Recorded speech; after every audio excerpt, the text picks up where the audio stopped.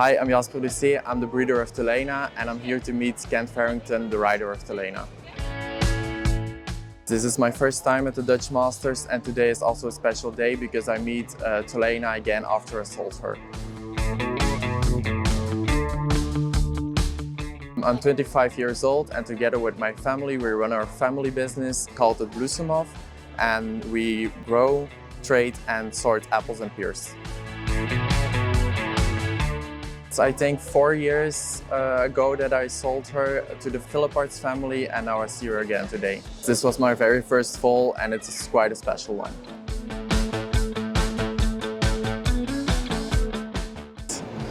I'm the breeder of her. Yeah, of course. How are you? Good, thank you.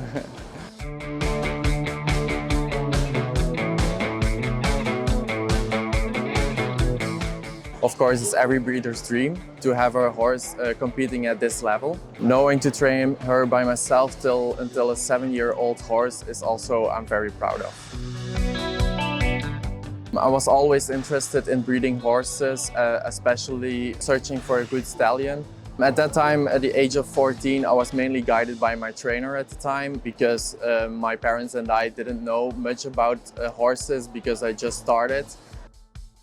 When we had the opportunity to breed a horse, my his only requirement was that we choose a stallion that had some name recognition, and that's why we came up with Toulon. We had a mare by Parco Ramiro called Vuelta, the mother of Toulayna, and she got injured. That's why we had the opportunity to breed a foal.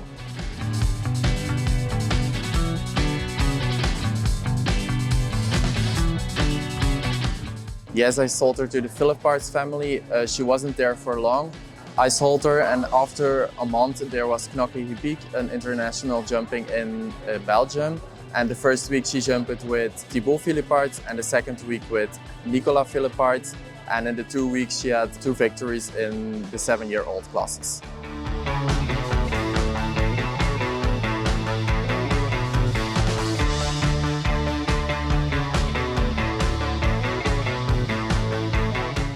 It wasn't hard to sell her because every round at every young horse classes they were at the exit to ask me if she was for sale because she was so careful.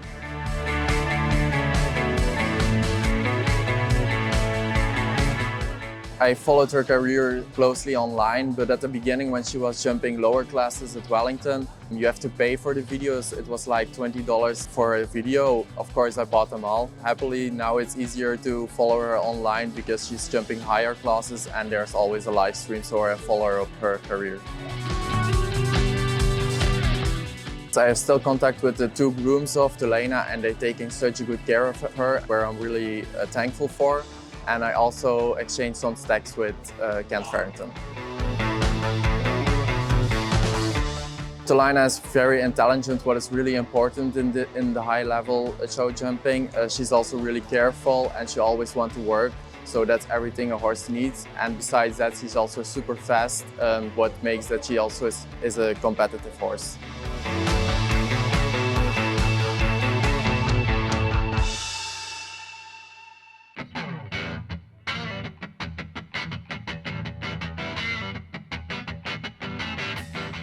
So, Kent Farrington, how did you find Toulayna?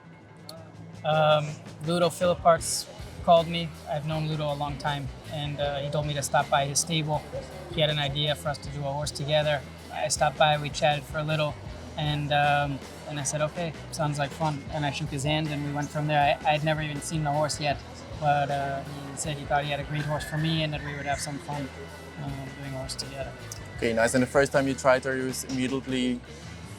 Yeah, they kept going with the horse. They showed for a little bit, and then I came and rode her at the stable one time, and yeah, I loved the feeling right from the beginning, and I took over end of her 7-year-old year. And you like also the smaller horses? Is that something for you, or?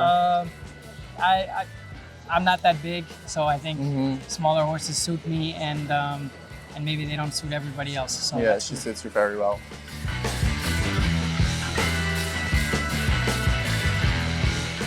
I think that's an interesting subject of the early years of a horse, and the smaller breeders, I think, are really important because there's a lot of passion and there's also a lot of time that's put into those horses. And I think like anything, time and patience and somebody being willing to put that into a horse is often the difference between a horse being okay or a horse being great, especially when it's a sensitive horse like she is. With you having a lot of time to work with her even on the ground, I think that those details make a difference in the end. Yes, that's exactly what I did, because at the age of 4 or 5 she started studying at the university, so at last time I just keep her calm and did some exercises at home, and I give her the time and the patience, and that's why I think it's the best. Yeah.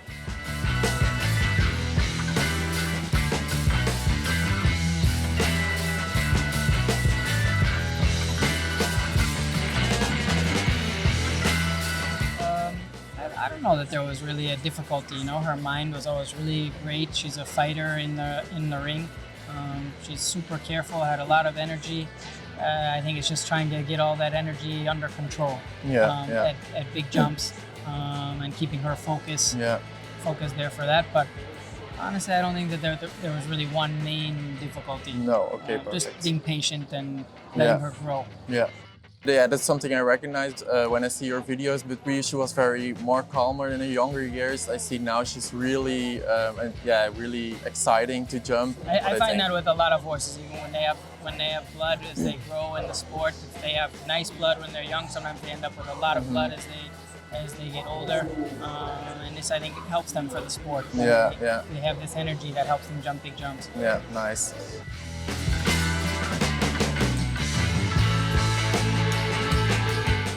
Have any plans with her during her career, or you just wait and watch out any championships or maybe the Olympics? Is it a horse for that? I let the horses decide. Yeah, you know? I know. I think it's very hard to say way ahead of time this horse is going to do, this event for sure. I think to see how they grow, and I think to have success at those, it's all about having the right horse at the right time. So.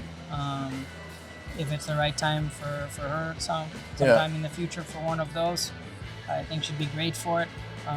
I also think she's great for a lot of big time events and big time Grand Prix, and she's still continuing to improve and grow. So I think we're at the beginning. Nice.